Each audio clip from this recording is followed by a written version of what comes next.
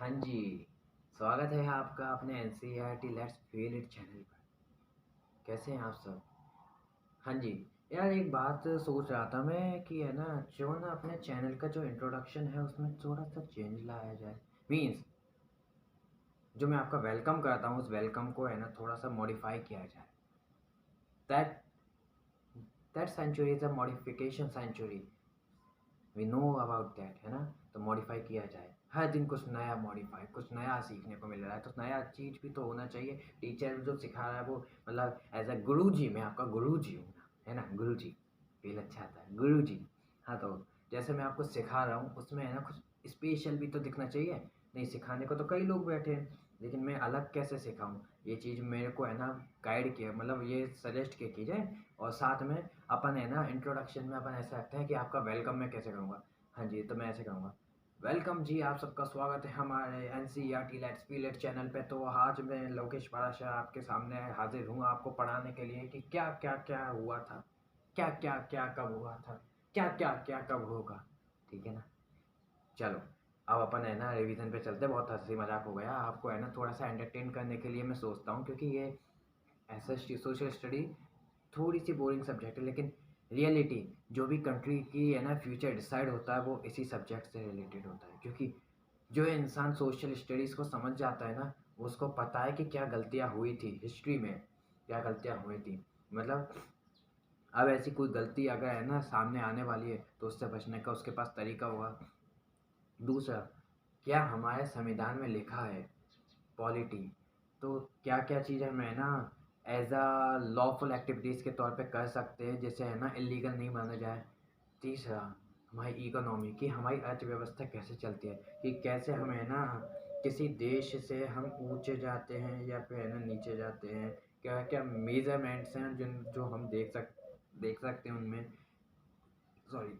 और चौथी, ज्योग्राफी, कि किस तरह से हम इतने महान हैं कि हम है ना गोंडवाना लैंड के भी हिस्से रहे हैं, मतलब सॉरी अंगारा लैंड के भी हिस्से रहे हैं, जो कि है ना नीचे अमेरिका और ऐसे देश बनाता था, साउथ अमेरिका, ऑस्ट्रेलिया, अफ्रीका, इन देशों को बनाता था।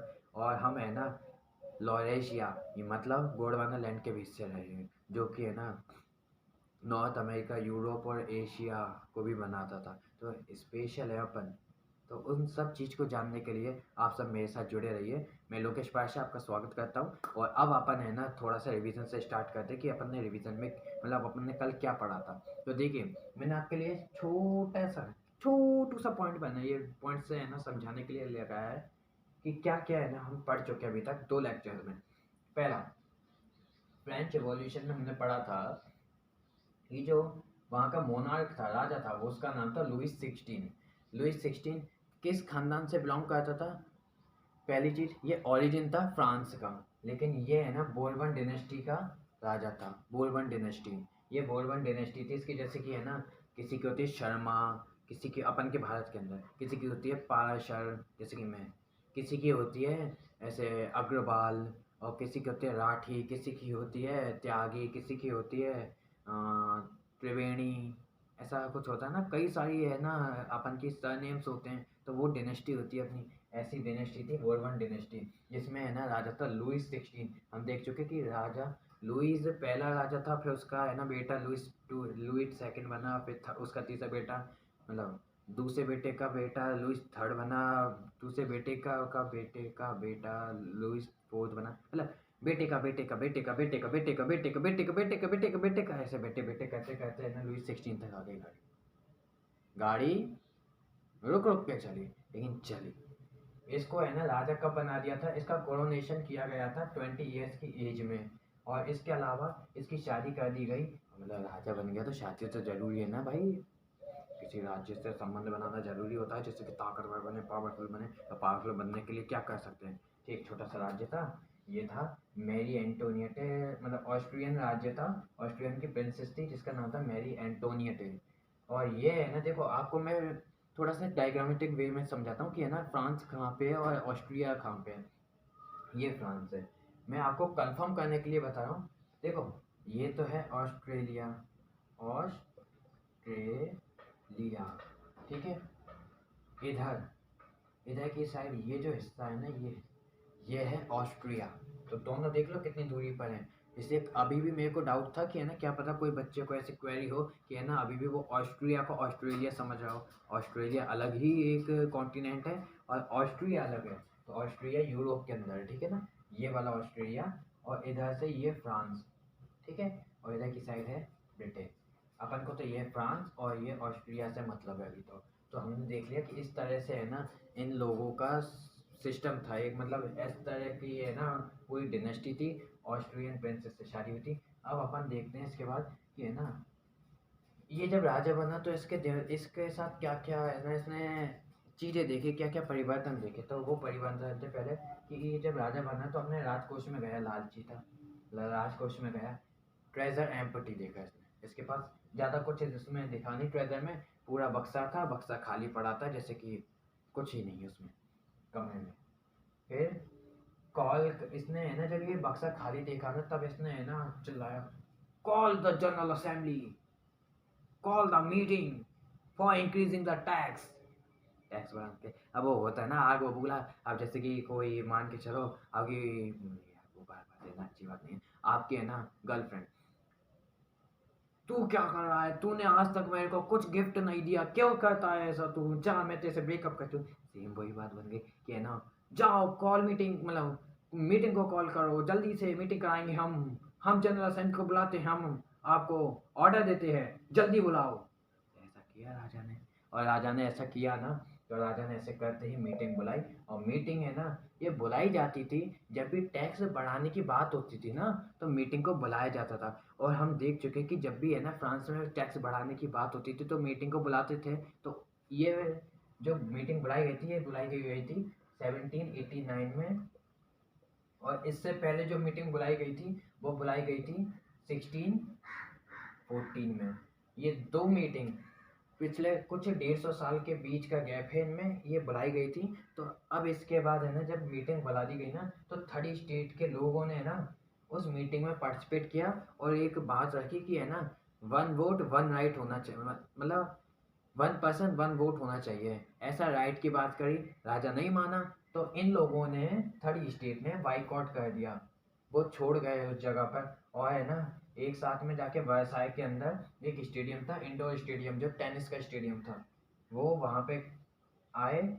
और वहाँ पे आके उन्होंने अपने आप को नाम दिया कि हम सब जितने भी लोग यहाँ पे इकट्ठे हैं वो सब हैं नेशनल असेंबली। इस वक्त में एक नाम, एक मेन नाम है इसमें, आबेसियो। इसमें इस भीड़ में जो इंडोर स्टेडियम में गई थी इसमें कुछ नो, हाँ जी। तो फिर ये नेशनल असेंबली है ना, जिसने ये नाम तो रख दिया, इसमें कुछ फेमस लोग थे जैसे कि क्लर्जी नोबिलिटी, वो भी आए थे।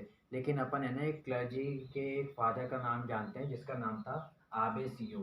क्या नाम था? आबे सियो, मतलब आबे सियो, मतलब ऐसे कहते हैं ना, जैसे कि किसी के कपड़े फट गए तो ऐसे अपने दोस्त के यहाँ है, मम्मी से ऐसा नहीं कहना चाहिए, गंदी बात है, तमाचा मारूंगा, मम्मी से कहा तो। अपन के दोस्त के यहाँ, अपन पीजी में रह रहे हैं ये मानो। तो दोस्त को आता है थोड़ा सिलाई बनाई, तो दोस्त से कह रहे हैं, अबे सियो, है ना, समझे, अबे सियो, क्या कर रहे हो, ऐसा, ठीक है। तो ऐसे आबे सियो नाम से एक है ना क्लर्जी में एक इंसान था। इसकी एक बुक भी थी, उस बुक का नाम था द, नहीं सॉरी, उस बुक का नाम था व्हाट इज थर्ड ईस्टेट। इस बुक का नाम था व्हाट इज थर्ड ईस्टेट। दिख रहा होगा मे बी, मेरे को यकीन है आपको दिख रहा होगा। अगर बाई चांस नहीं दिखे ना तो थोड़ा सा जूम कर लीजिएगा आप। और फिर भी अगर नहीं दिख पाए तो मेरे को बताइएगा, मैं है ना फिर वापस से आपको ये जब रिवीजन कराऊंगा ना तो अच्छे से बताऊंगा। चलिए अब आगे आते हैं। तो इन लोगों ने अपने आप को है ना नेशनल असेंबली नाम दे दिया। अब ये नेशनल असेंबली का मोटिव क्या था, क्योंकि एक संस्था बनती है, ग्रुप ऑफ ऑर्गेनाइजेशन बनती है, तो उसका मेन मोटिव होता है कुछ। तो मेन मोटिव इसका क्या था? इसका मेन मोटिव था इसका, make a constitution which reduce the monarch power. मतलब राजा की पावर को घटाने वाला कॉन्स्टिट्यूशन जब तक हम नहीं बना लेंगे ना, जब तक हम हार नहीं मानेंगे। और ये इन्होंने शपथ ली थी, जैसे अपने भारत में कहते हैं ना अपन, हम शपथ लेते हैं, इसी तरह से इन्होंने भी शपथ ली थी। तो इस शपथ को है ना पूरी करने के लिए ये लोग इकट्ठे हो गए 1789 में। इसके बाद क्या हुआ? इसके बाद जब ये सब कुछ है ना असेंबली कर रही थी वर्साई के अंदर, वर्साई के अंदर, ये वर्साई में, तो इसी वक्त में कुछ और जगह पे है ना क्रांतियाँ होने लगी। पहली क्रांति वर्साई के अंदर, ये जब है ना नेशनल असेंबली कर ही रही थी, और इसी वक्त में 1789 में in that time the civilian assembly, मतलब जनसेना, वर क्रैश्ड द बस्टाइल जेल, मतलब उन्होंने बस्टाइल जेल को तोड़ फोड़ दिया। और इन वर्साई इन 1789, 1779 में, 1789 में इन्होंने वर्साई की जेल को तोड़ फोड़ दिया और वर्साई से 7 प्रिजनर्स को छुड़ा दिया। और 7 प्रिजनर्स के साथ साथ इन्होंने कमांडर को मार के है ना राजा की पावर को घटाने का एक आक्रोश, मतलब राजा की पावर को घटा दिया, ये दिखाया इन्होंने इस बस्टाइल की जेल को तोड़ने के लिए। लेकिन है ना इनका मेन मोटिव वही था कि हमें गोला बारूद मिलेंगे जो राजा के खिलाफ विद्रोह करने में हमारी मदद करेंगे। पर उनको वो चीज़ नहीं मिल पाई, तो गुस्से में इन्होंने जो बसाइल जेल तोड़ी थी, उस जेल के जो भी चीज़ें थी उन सबको बेच दिया बाजार में, जिससे कि वो इमेजनरी तौर पे वो लोग याद रख सकें। चलो उसके आगे हम देखते हैं कि सिर्फ है ना वर्साई के अंदर ही क्रांति नहीं चल रही थी, रिवॉल्यूशन नहीं चल रही थी। The revolution were held Versailles also with Paris. Paris Paris में क्या बात थी, पेरिस में उनकी पॉपुलेशन 2.3 करोड़ से ले, मतलब 23 मिलियन से लेकर 28 मिलियन तक हो चुकी थी 1715 से लेकर 1789 के आसपास तक। ठीक है, अब उस वक्त में जब है ना ये पॉपुलेशन 50 लाख बढ़ गई थी ना, तो ये 50 लाख पॉपुलेशन बढ़ने की वजह से लोगों में है ना आक्रोश आ गया, लोग है ना परेशान हो गए, बहुत ज़्यादा परेशान हो गए, बहुत ज़्यादा लोग परेशान हो गए। तो ये जो परेशान हो गए ना, इन लोगों ने है ना इकट्ठे होकर ये कहा कि भाई ऐसे तो कुछ नहीं चलेगा, हमको कुछ आगे करना पड़ेगा, कुछ बड़ा करना पड़ेगा कुछ हमें। तो ऐसे में है ना इन लोगों ने, जो औरतें थी ना, इन्होंने अपने बच्चे को है ना तड़पते देखा था भूख से। और आप जानते हो माँ है ना, कोई की भी माँ हो, वो अपने बच्चे को है ना ऐसे तड़पते नहीं देख सकती। तो इन लोगों ने है ना, इन महिलाओं ने, ये स्पेशली वुमेन्स ने की थी, याद रखना। इन महिलाओं ने है ना इकट्ठा होकर जो बेकरीज थी उन पर अटैक कर दिया, and they were destroyed all the bakeries at a time. इन्होंने है ना एक ही वक्त में बेकरीज को तोड़ फोड़ दिया, बेकरीज के मालिकों को भगा दिया डरा के, और वहाँ पे जितनी भी चीज़ें थी ना उन सबको लेकर चली गई। अब अगली ये दो क्रांति देख ली, रिवॉल्यूशन दो हो गई। अब इन दो रिवॉल्यूशन के बाद हम देख रहे हैं थर्ड रिवॉल्यूशन। ये थर्ड रिवॉल्यूशन हुई थी विलेजेस में, मतलब विलेजेस में है ना रूमर्स फैल गए थे, गलत बातें फैल गई थी, झूठी बातें कि है ना राजा अपने ट्रुप्स को सेंड कर रहा है, विल सेंड द ट्रुप्स राजा will send the troops for firing us. मतलब ऐसा कोई इंसान था, वैसे ऐसा होता है ना कि जैसे मैं खड़ा हूँ, मैंने किसी से कहा कि मैं है ना एक चैनल स्टार्ट करने वाला हूँ। ठीक है, मैंने किसी एक बच्चे से कहा, वो बच्चा किसी और से कहेगा कि है ना वो सर है ना वो एक चैनल, सॉरी पता नहीं यानी क्या दिक्कत हो रही है, लेकिन हाँ चलो अपन वापस आते हैं। तो मतलब ऐसे हुआ था कि जैसे कि ऐसे मानना, ये रूमर्स कैसे फैलते हैं, मैंने कहा था कि है ना शायद मैं एक चैनल स्टार्ट कर सकता हूँ बच्चों। एक बच्चे से बोला मैंने, उस एक बच्चे ने है ना, कई हज़ारों बच्चे होते हैं स्कूल के अंदर, तो उस एक बच्चे ने दूसरे से कहा पता है वो है ना वो वाले सर जो एसएसटी पढ़ाते हैं अपन को, हाँ वो बहुत ज़्यादा इंटरेस्टिंग है, बहुत ज़्यादा मतलब ऐसे पसंद करते हैं हम सबको, और हम भी उन्हें पसंद करते हैं, वो वाले सर एक चैनल खोल सकते हैं। तो दूसरे बच्चे से कह दिया, अब दूसरा बच्चा तीसरे से कहेगा कि तेरे को पता है वो सर है ना इस नाम से चैनल खोलेंगे, मतलब मैंने अभी तक नाम नहीं बताया था, लेकिन दूसरे बच्चे ने तीसरे बच्चे से कह दिया कि वो अपने नाम से चैनल खोलेंगे, कि उनका चैनल है लोकेश पारा सर, सर लोकेश पारा सर। अब तीसरा बच्चा चौथे बच्चे से कहेगा कि है ना अरे वो सर है ना अपने आप को बहुत ज़्यादा इंटेलिजेंट समझते हैं, वो है ना यूट्यूब पे चैनल खोल रहे हैं, करोड़ों कमाना चाह रहे हैं, हमसे मदद लेकर देख लो, मतलब वो ऐसे ऐसे करेंगे। मतलब मेरा मेन मोटिव क्या था कि मैं उनके लिए एक चैनल खोलूँ जिससे कि उनको समझा सकूँ, पढ़ा सकूँ, और वो कहेंगे वो हमारी मदद से है ना अपना चैनल ग्रो करना चाह रहे हैं, प्रमोशन कर रहे हैं, देखो खुलेआम, और उनको शर्म नहीं आती, ऐसे ऐसे कर रहे हैं वो। कोई ना कोई तो ऐसा होता है ना जो अपन के बारे में गलत सोचता है।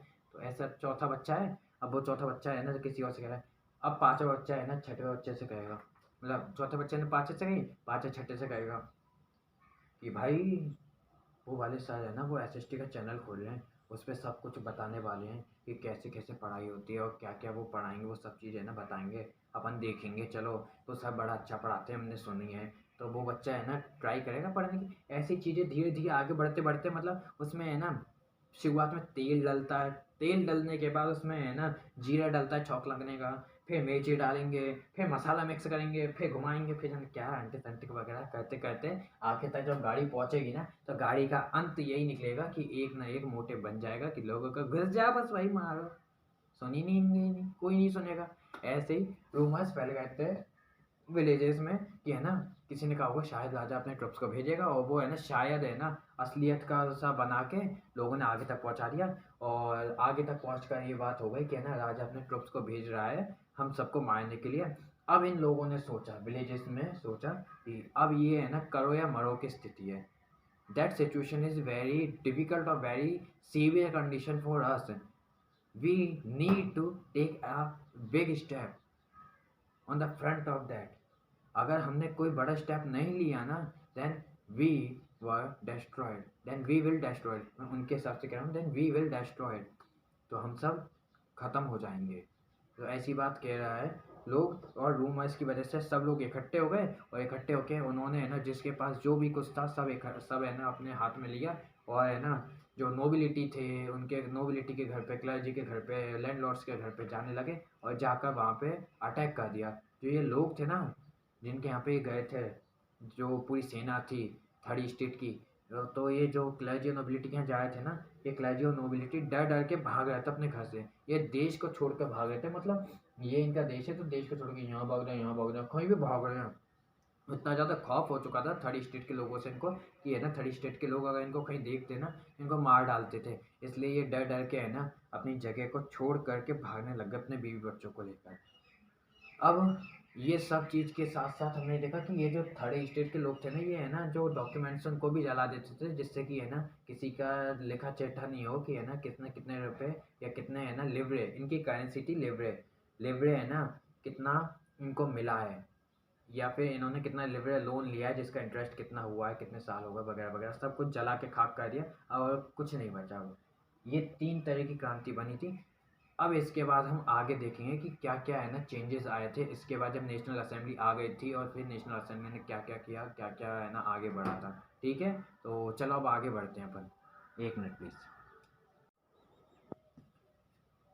हाँ जी, तो देखो अब अपन ने रिवीजन तो कर लिया है, अब रिवीजन के बाद अपन अपने आखिरी पॉइंट पे आते हैं। ये मेन चीज़ तो यही थी। अब इसके बाद जो भी कुछ होगा वो एक कहानी की तरह होगा, मतलब आई वो कहते हैं ना, आया राम हो गया राम होगा बस, कि कोई आएगा और चला जाएगा, आएगा और चला जाएगा। आखिर में जो इंसान आएगा ना वो नेपोलियन बोनापार्ट, वो जरूर वो एक इंसान 17 साल टिक के जाएगा। उसके अलावा फिर उससे पहले है ना अब लुई 16 था, और अब ये नेपोलियन बोनापार्ट है। इसके बीच में जितने भी लोग आए वो आया राम और गया राम के बराबर आए थे। तो अब अपन देखते हैं, देखो नेशनल असेंबली के बारे में अपन ने बात कर ही ली थी। अब अपन है ना मेन मोटिव रखेंगे कि इंसान की जो भी आया ना, जो संसद में आया, जो जिसने है ना स्टार्ट किया ऐसे एज अ डेमोक्रेटिक कंट्री में कि पावर को बनाना, पावर को बांटना, ऐसा कुछ भी स्टार्ट किया, वो सब है ना कैसे आए थे और वो कैसे गए थे, और साथ में कि है ना उन्होंने क्या क्या बदलाव किए। अपन के बदलाव अपन 4 बेसिस पे देखेंगे। 4 बेसिस पे ऐसे कि वो 4 बेसिस होंगे कुछ इस तरह से कि है ना वो लोग होंगे, जैसे उन्होंने है ना वुमेन्स के लिए क्या किया, वुमेन्स के लिए क्या किया, फिर उन्होंने ये जनता के मतलब देश के लिए क्या किया, COUNTRI, कंट्री के लिए क्या किया, कंट्री लिख दो ना, नेशन लिख दो, कंट्री लिख दो, बराबर बात। कंट्री के लिए उसने क्या किया, और फिर तीसरा कि उसने है ना पुअर्स के लिए क्या किया, पुअर्स के लिए क्या किया, और चौथा खुद के लिए क्या किया, देमसेल्फ।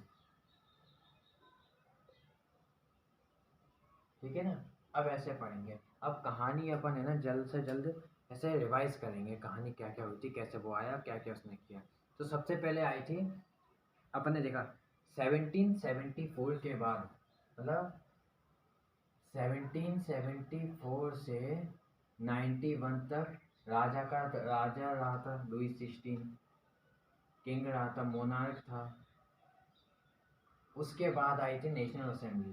तो 1791 के बाद आई थी, 1791 से 93 तक रही थी नेशनल असेंबली। National assembly. अब हम नेशनल असेंबली का देखेंगे कि नेशनल असेंबली आई थी तो इसने क्या क्या किया। देखो, नेशनल असेंबली एक बिल्कुल ही है ना, दुनिया के अंदर एक नवजात को दिखाते हुआ है कि है ना कैसे तरह के है ना एक डेमोक्रेटिक कंट्री होती है और क्या क्या है ना वो डेमोक्रेटिक कंट्री सोचती है, क्या करती है, सब चीज़ को सबसे पहले इसी ने वर्ल्ड को दिखाया था। तो नेशनल असेंबली आई, इसने है ना सबसे पहले क्या किया था, इसने है ना नेशनल असेंबली ने सबसे पहला तो ये किया कि राजा की पावर को बांट दिया था। आप है ना स्क्रीन पे देख पा रहे होंगे कि है ना सबसे पहले नेशनल असेंबली के पास में है ना 3 तरह से पावर बांटी थी और ये विचार था मोंटेस्क्यू का। मोंटेस्क्यू का विचार था कि पावर को है ना बांटा जाए, ना कि है ना किसी एक के हाथ में थमा दिया जाए जिससे कि वो तानाशाह बन जाए, एक अकेला राज करने लग जाए, किसी और को आने ही ना दे सत्ता में, ऐसा नहीं हो। इसलिए है ना मोंटेस्क्यू ने एक तरीका दिया कि पावर को 3 बेसिस पे बांटो। पहली थी लेजिस्लेचर, लेजिस्लेचर, और हिंदी में से कहते हैं विधायिका, ठीक है, विधायिका। सेकंड थी, ये मैं लिखी दूँ, मेरी थोड़ी हिंदी में अशुद्धि आएंगी, ध्यान रखिएगा प्लीज। विधायिका, विधायिका कहते हैं। फिर आती है एग्जीक्यूटिव, एग्जीक्यूटिव, एग्जीक्यूटिव को अपन कहते हैं कार्यपालिका, कार्यपालिका। और थर्ड आती है अपनी, थर्ड आती है क्या क्या क्या, जुडिशरी, जुडिशियरी। जुडिशरी का क्या काम है, वैसे जुडिशरी को कहते हैं हिंदी में न्यायपालिका, न्यायपालिका, न्यायपालिका, जुडिशरी को कहते हैं हिंदी में।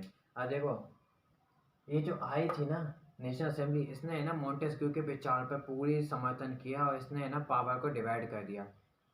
लेजिस्लेचर का काम संभाल रही थी नेशनल असेंबली। कोई भी विधायक बनाना हो, मतलब कोई भी संविधान में है ना परिवर्तन करना हो, कुछ है ना रूल्स रेगुलेशन फॉलो कराने हो, जैसे कि आज के वक्त में रूल्स रेगुलेशन देखो, जैसे ये भी तो एक विधायक कार ने बनाया था कि है ना रोड पर अगर आप गाड़ी से जा रहे हो, बाइक से जा रहे हो तो हेलमेट पहनना जरूरी है, कार से जा रहे हो सीट बेल्ट लगाना जरूरी है, बाइक पे 2 से ज़्यादा लोग नहीं होने चाहिए और कार में 4 से ज़्यादा लोग नहीं होने चाहिए। ऐसी बात है, इन्होंने उठाई है। फिर किसी हम है ना कहीं भी आ जा सकते हैं, ऐसा राइट्स वगैरह हमको दिया है। अगर हमारे है ना फंडामेंटल राइट्स का उल्लंघन हो, हमारी बात हमें कोई है ना क्रिमिनल या फिर कोई हत्या वगैरह से कोई मारने की सोच रहा है या फिर कुछ ऐसा कर रहा है जो कि है ना गलत है हमारे लिए, तो ऐसे में हम है ना कोर्ट में जाकर बात भी कर सकते। तो ऐसी जो राइट्स थे, इन राइट्स को है ना देने वाला था लेजिस्लेचर, भारतीयों को भी। तो लेजिस्लेचर है ना, भारत का लेजिस्लेचर, ये नेशनल असेंबली ने लेजिस्लेचर का काम संभाला, विधायिका का काम संभाला। इसके बाद एग्जीक्यूटिव, एग्जीक्यूटिव का काम संभाला था राजा ने। पहले था राजा और दूसरा एग्जीक्यूटिव में काम संभालने वाला था, एक तो मोनार्क, राजा, प्लस मेंबर्स। कुछ मेंबर्स थे जो कि राजा को बताते थे ऐसा करो वैसा करो। राजा के मेंबर्स नहीं थे ये मेंबर्स थे लेजिस्लेचर के, विधायिका के। ये लोग है ना ऐसे थे जो कि है ना विधायिका काम बताती कि ये काम करना है, ये चीज़ फॉलो करानी है पूरे फ्रांस के अंदर। तो ये लोग कहते हैं जी सरदार, और जी सरदार कह के ये है ना जैसे आज के वक्त में कलेक्टर और आईपीएस ऑफिसर, ये लोग इन्हीं कानून को फॉलो कराने के लिए तो हैं। तो ऐसे ही कार्यपालिका यही थी, ये है ना अपने कार्यकर्ता को भेजती और वो जाते और काम कराते थे इसी तरह से। ये हो गया एग्जीक्यूटिव का काम। एग्जीक्यूटिव के बाद था जुडिशरी। अब जुडिशरी के बारे में हम देखते हैं। तो देखो, जुडिशरी, जुडिशरी का क्या काम हो सकता है, हमने देखा जुडिशरी का काम थोड़ा सा। तो जुडिशरी के काम में ये था कि अगर किसी के है ना राइट्स का हनन हो रहा है, मतलब कोई है ना ऐसे आर्टिकल 21 के हिसाब से अपन को है ना जीने का अधिकार है, हम कहीं भी आ जा सकते हैं 19 के हिसाब से, ऐसा हमें अधिकार है। तो ऐसे अधिकार को छीन रहा है कोई हमसे, तो है ना हम सीधे जुडिशरी के पास जा सकते हैं, जो हमारे लिए हाई कोर्ट, सुप्रीम कोर्ट और अदर डिस्ट्रिक्ट कोर्ट्स हैं। तो इनके यहाँ हम जा सकते हैं, ये भी अलग अलग ब्रांचेस के हिसाब से हैं। तो हम इनके यहाँ जा सकते हैं और इनके यहाँ जाके हम अपनी शिकायत दर्ज करा सकते हैं। तो ऐसी चीज़ हमने देखी। अब ये जो थे ना जुडिशरी, ये हमारे को न्याय दिलाने के लिए काम कर रही है। तो इस तरह से है ना नेशनल असेंबली ने भी अपने खुद को बांट लिया था, और बांटने के बाद इनमें अब क्या कहते हैं कि है ना नेशनल असेंबली ने क्या क्या चेंजेस किए थे। ठीक है, इसमें एक पॉइंट और जोड़ देते हैं, वोटिंग पॉइंट। ये वोटिंग में है ना क्या क्या चेंजेस किए थे, वोटिंग और स्लेवरी। स्लेवरी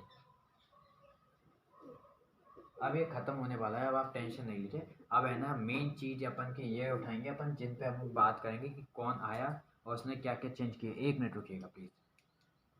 हाँ जी, तो देखो, अब अपन नेशनल असेंबली के बारे में बात करते हैं कि नेशनल असेंबली ने है ना, अपन ने ये देख लिया कैसे पावर को डिवाइड किया था।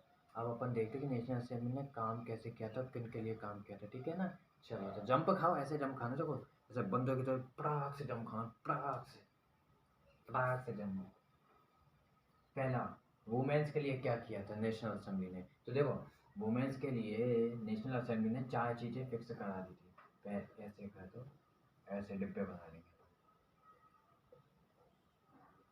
ई में होता है 3 डंडा, लेकिन अपन लगाएंगे 4 डंडा, समझे, समझो। ई पहला डंडा कहता है women's have right right to study. जो हम आपको फ्री में दे रहे हैं, तो आपसे उम्मीद करते हैं कि आप लें। ये कराएगा स्ट्रेट रन, मतलब राज्य से रन करवाएगा, state run this institution. Second डंडा कहता है हमसे कि हमको ये, अरे मोदी जी जैसी लग रही है ना थोड़ी, मज़ा आ रहा है, चलने दो, थोड़ा सा चलने दो, ई डंडे तक चलेगा उनका ये। तो देखो, सेकंड दूसरा डंडा कहता है हमसे कि हमको औरतों को उसके मन मुताबिक शादी के लिए पूछना चाहिए। अगर वो कहेगी शादी करने की तो उसे शादी करने को बोल दो, अगर वो नहीं चाहेगी तो उससे ज़बरदस्ती ना करो, नहीं तो पुलिस आपको आएगी आपके घर और आपको पकड़ के आपके इतने डंडे मारेगी, इतने डंडे मारेगी कि जब आप बैठोगे तो आपको याद रहेगा कि आपने किसको टोका था। आपने उस महिला को टोका था जो महिला को हम भारत में माता कहते हैं, और माता को रोकना मतलब खुद की जिंदगी को टोकने समान होता है। तो देखें आगे, ये भी बताइएगा आपको मेरी एक्टिंग कैसी लगी। पहला हो गया। दूसरा डंडा कहता है women's marriage marriage of women's with her, ये मैं कह रहा हूँ हर, ये कोई नर नहीं है, ये है हर, हर चॉइस। ठीक है ना। तीसरा डंडा कहता है कि if she want to marriage then make a contract between both of them. तो तीसरा डंडा कह रहा है कि मैरिज अगर होगी, मैरिज तो कॉन्ट्रैक्ट के साथ होगी, विद कॉन्ट्रैक्ट। चौथा डंडा कहता है, जो कि अपना आखिरी डंडा है, और ये डंडा ब्रह्मास्त्र है, ब्रह्मास्त्र औरतों के पास, जो कहता है डिवोर्स, डिवोर्स और डिवोर्स। चलो ठीक है, मजा आया ना। देखो, पहला ये अपन को बताता है कि है ना वुमेन्स के पास क्या राइट्स हैं। वुमेन्स को पढ़ाया जाएगा उनकी मर्जी के मुताबिक, मतलब वो चाहे पढ़ना चाहे नहीं पढ़ना चाहे, लेकिन अगर उनके बारे में पता चला तो उनको पढ़ाया जाएगा। और उस पढ़ाने के लिए जो संस्था खुलेगी, जो कैंपस खुलेगा, जो स्कूल खुलेगा या कॉलेज खुलेगा, जो भी खुलेगा, वो सब कुछ स्टेट है ना, जैसे अपने भारत के राज्य हैं, राजस्थान, दिल्ली, जैसे राज्य नहीं, दिल्ली, राजस्थान, बिहार, छत्तीसगढ़, झारखंड, आंध्र प्रदेश, उड़ीसा, ये सब जो हैं ऐसे ही स्टेट है ये। तो स्टेट है ना रन कराएगा वुमेन्स के इंस्टीट्यूशंस को, जो कि पढ़ाई कराएंगे वुमेन्स के लिए। दूसरा, अगर पढ़ लिख कर जब वुमेन्स है ना समझदार बन जाएंगी, तो उनको है ना अगर शादी करनी है तो वो चाहे तो कर सकती हैं, नहीं वो चाहे तो भगवान की सत्य वाली भक्ति भी कर सकती हैं। मजाक कर रहा हूँ, मतलब अगर वो चाहे तो कुछ भी कर सकते हैं, वो काम भी कर सकते हैं, या फिर मतलब खुद के काम भी कर सकते हैं जैसे कोई बिजनेस वगैरह, या फिर है ना वो शादी ना भी करें तो भी चलेगा। अपनी मर्जी से करनी है, लेकिन उनको करनी है तो कोई इन पर फोर्स नहीं कर सकता। तीसरा, मैरिज विद कॉन्ट्रैक्ट, कि ऐसा होता है ना अपने कल्चर में कि है ना एक लड़की अगर दूसरे के घर में जाती है तो दूसरा क्या पता कैसा ट्रीटमेंट करता है उससे। और ये सच बात है, देखो लड़की एक तो आपके घर में आ रही है और आपको वो सब कुछ छोड़ छाड़ के आपके यहाँ आ रही है, और आप उसके साथ ऐसा बर्ताव करो जैसे कि वो कोई जानवर है। ये बहुत गलत बात है।